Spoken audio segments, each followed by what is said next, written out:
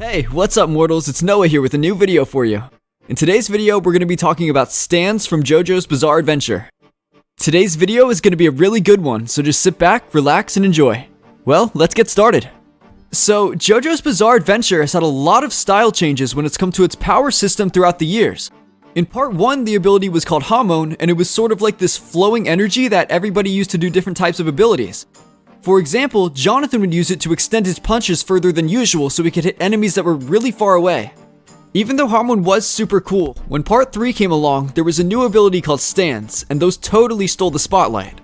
And that's why in today's deep dive we're going to be analyzing and explaining everything about stands. So please keep in mind that we're only going to be covering facts from parts 1 through 6 because parts 7 and 8 take place in a different universe. So let's go over the basics of stands. First, a stand is an entity that's generated by the person using it, aka the stand user. It usually appears as hovering around or near the stand user. Now obviously, the cool thing about these stands is that they have abilities that normal humans don't have. So about 50,000 years ago, before stands were known as spirits and inherited by human beings, a meteorite crashed on Earth in the region of Cape York, Greenland. Several hundred years later, a man wished to acquire unlimited power, took the rocks from the meteorite and carved them into a set of arrows, soon discovered many years later. In 1978, an excavation team found an unknown virus within the rocks and determined that it had been lying dormant inside the meteorite. Doctors were unable to find the alien virus's purpose.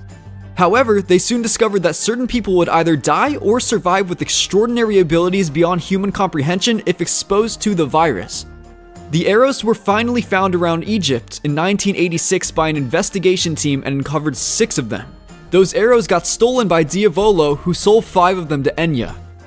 If someone pierces these arrows inside of themselves, they would have the ability to unlock a stand with extraordinary skills. And that's the reason why during the 80s there was a rise in the population of stand users. The arrows were distributed to various people: Keiichiro Nijimura, Yoshihiro Kira, Jean-Pierre Polnareff, and the Speedwagon Foundation. When Dio was resurrected and had the opportunity to use the arrow, it did awaken a stand inside him and the rest of the Joestar family, except for Jolene Cujo, who would receive her stand in 2011. Because Dio was using Jonathan's body, it created a connection for the rest of the family members to accept them. When stands were first introduced in Stardust Crusaders, they were named after the major arcana of the tarot and then ancient Egyptian deities. Over the next parts, most of the stands were named after famous rock bands that Hirohiko Araki, the artist behind JoJo's Bizarre Adventure, used to listen to in his spare time. According to Joseph Joestar, the name stand comes from the fact that they usually manifest standing next to the user, ready to act. It can also represent an individual's fighting spirit and embodies the individual's psyche. Depending on the user's morals, stands can be used for good or evil, because keep in mind, most people with stands are just normal human beings. Since the stand is connected to the user, they share a very intimate bond. They usually obey their user's command without any questions, and if a user demands a task, the stand will perform it. This will usually include attacking someone else or defending the user themselves. Now, the stands have the ability to speak and think for themselves, so if the user does something that they don't think is wise, the stand will straight up just tell them. However, they aren't able to disobey and they'll usually just go and carry the task out anyway.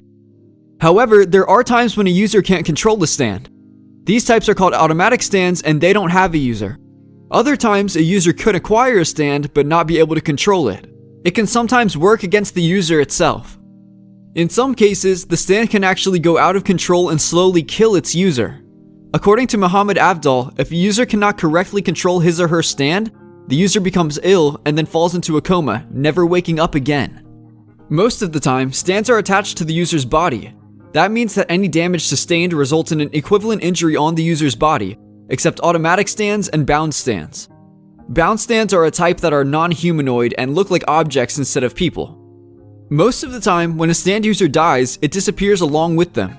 It can also have the same effect if a stand user suffers significant damage. Stand users can only have one stand.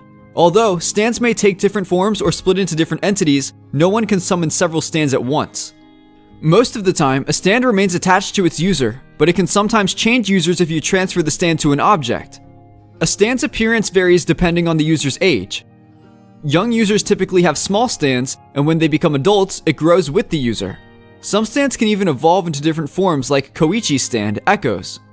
In some exceptional cases, a stand pierced by the bow and arrow instead of its user can develop into a brand new stand called a Requiem stand.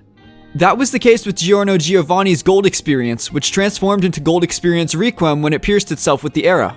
There are types of stands that are divided into categories. One of them is natural humanoid. These stands have physical characteristics similar to human beings. Their features include arms and legs like humans and have a human muscular system with eyes and a mouth. Examples of these stands are Jotaro Kujo's Star Platinum, Josuke's Crazy Diamond, and Kira Yoshikage's Killer Queen. Next are the artificial humanoid. These are similar to the natural humanoid, but they feature artificial nuances that separate them from how real humans look. This includes having non-humanoid facial features and mechanical joints. They can resemble robots, cyborgs, or androids. Examples of these are Noriaki Kakyoin's Hierophant Green, Jean-Pierre Polinareff's Silver Chariot, and Dio's The World. Next on the list are natural non-humanoid. They are stands that are non-human-like but reminiscent of other life forms or objects in nature. It includes essential organisms such as animals and plants, but also more unorthodox concepts such as fog. Some stands that are described as monsters often count as natural non-humanoid. Examples of these types of stands are Joseph Joestar's Hermit Purple, Carne's Notorious Big, and Risato Nero Metallica. Artificial non-humanoid stands are comparable to instruments or mechanical objects. It can include vehicles, weapons, tools, and machines. Finally, we have phenomenon stands, which are stands that don't seem to have a clear appearance or are integrated to their user. Examples of these stands are Boingo's Toth, Kenny G's Tenor Sax, and Mikitake Hazekura's Earth, Wind, and Fire. Whenever a stand is injured, they may either bleed like an organic being or crumble into small pieces. In some cases, stands display no personality because they do not have a form to emote. Other stands show personalities through facial expressions, but it's unknown whether the emotions come from the stand or imitate the user's state of mind. In other cases, stands do have separate consciousness from their users. They are sentient and can talk with their users whenever they are summoned. Although their personalities are different, most still obey their users, but other times these stands are uncontrollable and have no loyalty. Stands are invisible to normal humans but can interact with objects, allowing them to use their stand unnoticed by most of the population. The use of a stand has been linked to a poltergeist phenomenon by ordinary people. However, sometimes humans can feel a stand's power. For example, even though people can't see Magician's red flames, they can sometimes feel it. A stand is immune to any harm except against other stands' powers. Stand users can also channel stands inside of their bodies to protect themselves using superhuman durability to their advantage. It is also uncommon for stands to phase through objects, but only a few have done it, such as Star Platinum, Diver Down, and Whitesnake. Stand users can also communicate through their stands. They can share their consciousness with them, and they can also see through their eyes. Moreover, they can speak with their stand if it has a mouth and it's able to talk. Stand users can see ghosts because their stands are connected to the spirit world. One of Kira Yoshikage's victims, Reimi Sugimoto, is an example of an apparition seen by stand users. A stand's power can vary from time to time. Their influences can range from using a sword to using the ability to manipulate the flow of time. However, these powers can reach a limit, such as a limited range or a unique way of manifesting themselves. One example is the stand's sticky fingers. It can create zippers on any surface, but it has to hit the object with its hands in order to make them. Another is a stand called the World, which can freeze time, but only for a few seconds. Each stand can be unique, but many can share enough characteristics grouped under specific stand types. That's known as the stand range. Stands can only be used within a predetermined range centering around the stand user. As such, the coverage that a stand can perform an ability is called the firing range.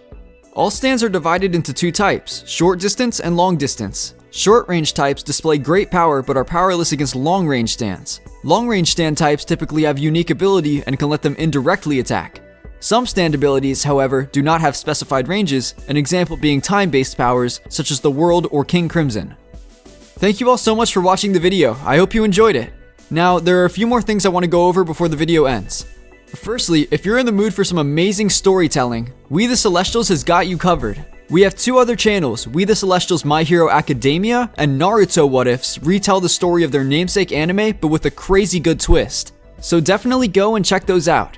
Secondly, on behalf of We the Celestials, I'd like to thank everyone involved in the production of today's awesome content. Their details can be found in the description below. Lastly, if you're interested in what we do here at We the Celestials, then I'd like to extend you an invitation to the team. All you have to do is go to the link to the recruitment Discord in the description below. From there, you can fill out whatever category you're interested in. We're always looking for new members to join us. The only rule is that you have to be 16 or older. Well, that's all for today's video. Thank you all so much for watching and have a great day. I'll see you in the next one.